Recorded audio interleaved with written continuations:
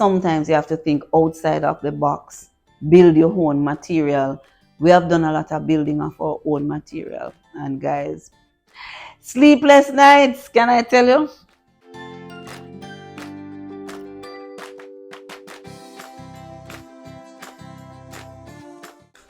Welcome back to our channel, and thank you once again for joining us in this another day in the life of living on Autistic Edge. I am Terry and Elaine, proud autism mom, and we are here to share with you tips and tricks of how we navigate through our journey right here on Autistic Edge.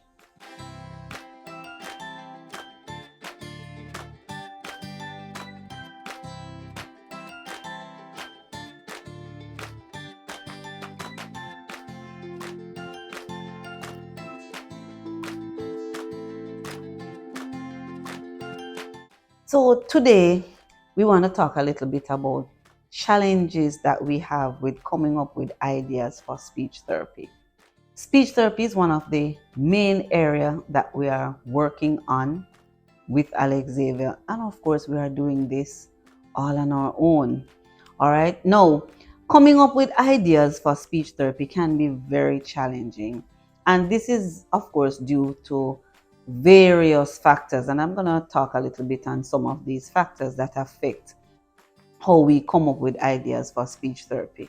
Now, one of them is individual needs. Now, there is no one size fits all approach when it comes to speech therapy for these kids. Each child has a unique need. Their goals are unique, their interests are unique, and they require personalized therapies and personalized plans in order to work with them. And needless to say, those personalized plans make it a little bit difficult because you have to be creating content just for the need of this one child. All right. Now, number two, motivation. We have to look at the activities that will motivate the child, that will keep them engaged and keep them motivated. And this can be difficult because first you have to understand the child, you have to understand the child's interest, you have to know what makes them tick. As a parent, it's easy for you to know their interest, but to think outside of the box in terms of how am I going to put their interest into an active learning plan, that can be challenging if you're not an expert in doing this. All right. Now, resource availability is another factor. Now, limited access to materials, tools, and even technology can hinder the creation of effective therapy activities. Now, for us, we have made a lot of the activities that we use here on the Autistic Edge, we have made them ourselves, right? My husband will tell you that he's not artistic. He didn't get that gift, right? So I will, of course, do more of the artwork, and he will help out wherever he can, if it's even to laminate, to cut, to hold the light or something. But my husband is always there, which makes it, even more interesting and give you that oomph in terms of wanting to go on. So resource can be a challenge. Sometimes you may have to buy some of the resources. Sometimes you may have to make some of the resources, as you would have realized. Now, coming up with evidence-based practice is also another factor, because as parents, we may not have the availability to the latest research and best practices that are used in these therapy activities. And guess what? Even if you're working with a therapist, they will not always share what the best practices are and what the latest research are. I mean, they probably don't think that as a parent you may need to know this, right? No, but for someone working on their own, you're going to want to know this, right? Which means you just have to be researching. No. So as we say, evidence-based practices can be a challenge. The complexity, the best practices, I mean, it's just a big challenge, right? Finding the evidence-based practice is a big challenge. And most therapists may tend to work with evidence-based practices and ideas when they are working from their offices. Now, Time constraint is another factor. Don't talk about time. A therapist will most likely use generic strategies due to the limited time. Generic strategies are evidence-based strategies, right? And of course, there are therapists, they are going to research these, and that is what they will use. And they may not have the time as well to come up with real out of the box activities, thinking outside of the box, coming up with some ideas. And they may not have the time to tailor a lot of these activities to the individual child need, because guess what? Depending on the amount of cases that they do have, and if you reach out to a therapist now, you may find yourself on a waiting list, so you know that they would of course naturally have a lot of cases. So they too may have time constraints in coming up with some of the individual activities. Now, for us, that is a big challenge for me, because I wish I had a few more hours to the day so that I could, build some more material as I conceptualize them and come up with these activities. But it's the same thing for us. It's a real time constraint. We may do this probably most of the nights, on weekends with our limited hours, and the time just packed to get everything done. It's just a lot. All right. Now, progress measurement is another factor. And remember, we talk about setting smart objectives. So if you check this video, remember, always check this video when you're going to start a new plan for your child. You want to look at your objective and what you're doing. Now, measuring these objectives is another thing. The administrative effort that it takes to measure the objectives and to ensure that you are having improvement. Now, I use varying methods though of measuring the objectives. To be honest, I like to do documentation, but sometimes I really don't get around to the documentation. But I always make sure that I am up to speed with what is happening, with the caregiver, what is done today, how does that impact, what's the improvement, and of course, I'm going to work with him too. So I will see if the caregiver tells me that this is working. Yeah, I'm going to work with my child and I'm going to see that result for myself, right? Now, so progress measuring and tracking the improvement can also be difficult, all right? Now, collaboration. Collaboration can be a challenging piece. Now, whenever I make a piece of content for Alex to work with, the different stakeholders that deals with him will have to be involved in that piece of content. So I may design the work, I will make the activity. Now, the caregiver who is with the child most of the days, they will have to be involved in using that piece of content to deliver it to him accordingly. If he goes to school, well, for Alex, yes, he goes to school, but it's now summer, right? He's out of school now, so it's mostly the caregiver, myself and daddy, that is working along with him. Now, if he was going to school, the collaborating with the educators is another factor in ensuring that elements of the speech therapy ties into the school session as well. Now, here is where the challenge of collaboration comes in. When you have misunderstanding to the content and lack of cooperation, these can be just two main areas that I find. Now, I may design the content to work a particular way, but then you may have a caregiver that uses the content, but they may not deliver the content as you would have wanted to. And that kind of really does not give you the kind of result where you want. The content delivery might be different depending on how they use it, how they project the voice when they're working with the child. And you may find that you send that same material to school, and when you send it to school, you may find that the teacher might be very excited about the content and it might seem, yeah, it's good, mommy, good to work with. But guess what you may find? They may use it just today or just for a week, and then next week the content is thrown out because there are other priority given at school to other educational goals that they may have at school. And what you find that these are really, really drawback situation, because what you want to have is consistency when you come up with these ideas and putting them in practice. So, I mean, there is quite a bit of challenge in putting, material together to work with Alex Xavier. Now, I'm going to take you behind the scenes of me building one of the material that I've used in speech therapy. Now, we're going to be looking at the AT word family. When we talk about word family is where you have words that have similar sounding in end, or similar letters, or the same letters and the same sound for the ending, and you may have different letters at the beginning. So you may find words like cat, mat, sat, pat. Now, this is from the AT word family, and this is the one that we're going to be working with, right? Now, these are words that Alex Xavier would have been familiar with. We have used them in phonics at school.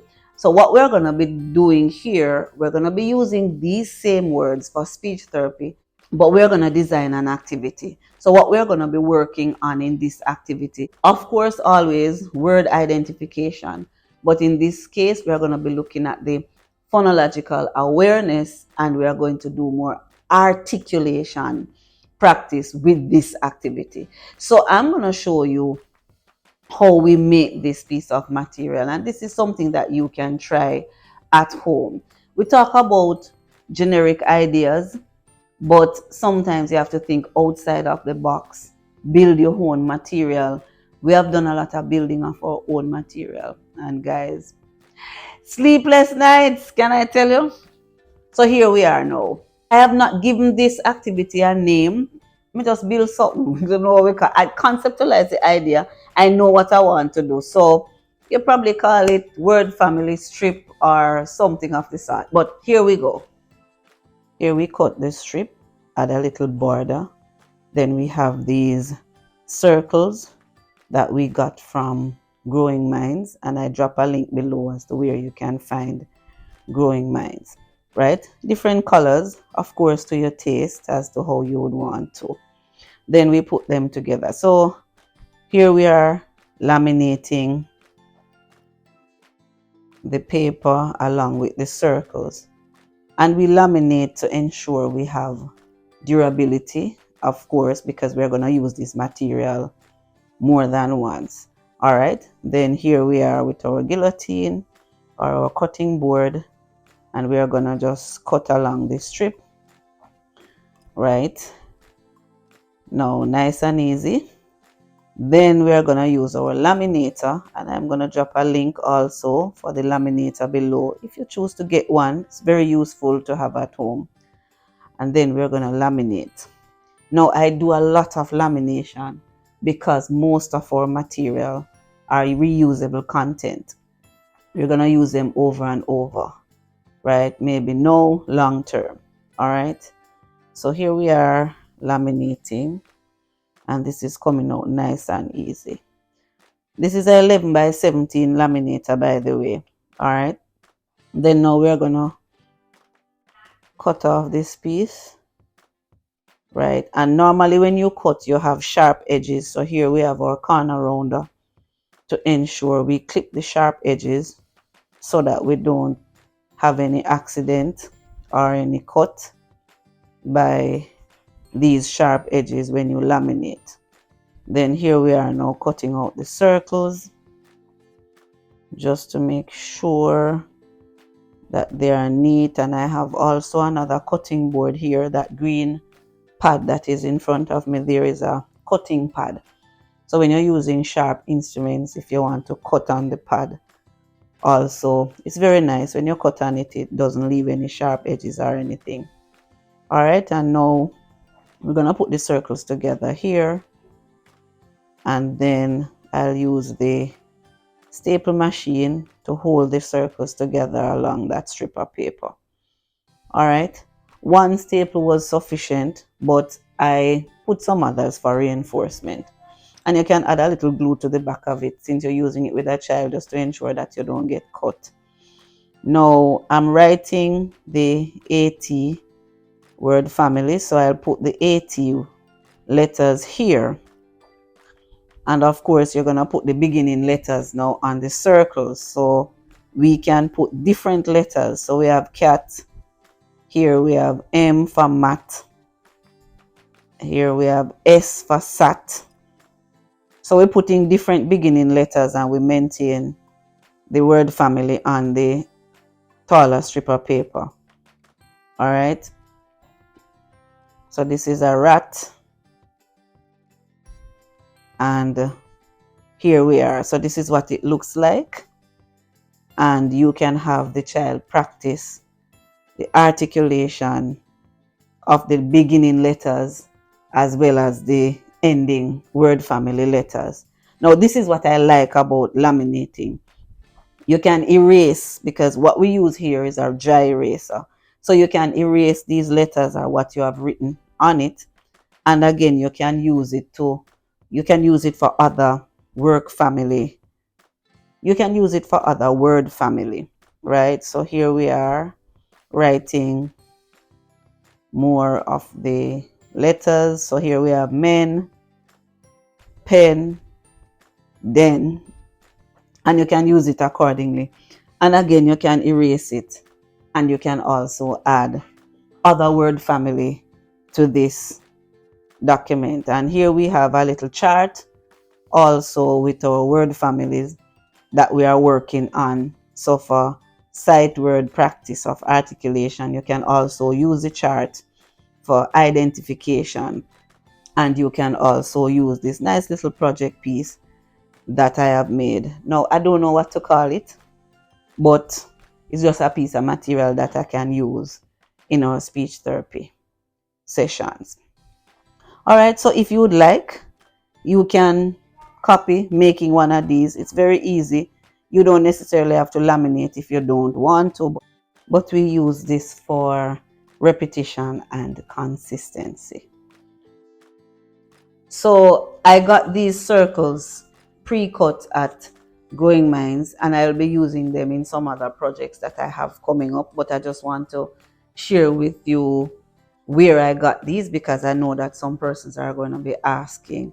Now, Growing Minds is in Kingston, in our region. It's in Kingston and off Constant Spring Road, and they have a wide variety of shapes. And when I say wide variety of shapes, from images to animals to just about, you think of it, you name it, they have quite a lot. So if you are building projects and stuff, this is where you're. And in addition to buying some of the original ones on Amazon, of course, that's my favorite space to shop. Then when I need a few that I just need a quick run to, Growing Minds is always here to help. And this, so I show you a little bit here of in their store when I went in. Of course, this is with permission. So I show them a little bit. And by the way, they're not paying me for this advertisement, but I just want to share with parents in the vicinity of Kingston or in Jamaica, if you are, and you're thinking of where to find some material to build some of your projects, right? So I'm just sharing with you that you can go here and find some of the beautiful things. So I'm just sharing with you what we have there for them. All right. So let's get back to our project. So this is where we leave you today, with living on Autistic Edge and what happens in our behind the scenes.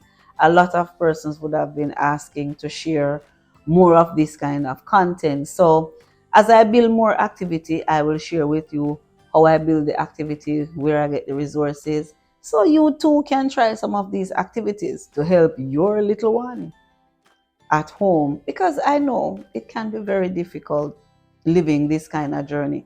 But nonetheless, you are chosen parents to deliver and to come through for your child in this time. And that is what we do right here on Autistic Edge. So thank you once again for joining us in this another day in the life of living on Autistic Edge. Don't forget to like, comment, share, and make sure you subscribe and hit that notification bell so the next time we put out another content, you will be notified.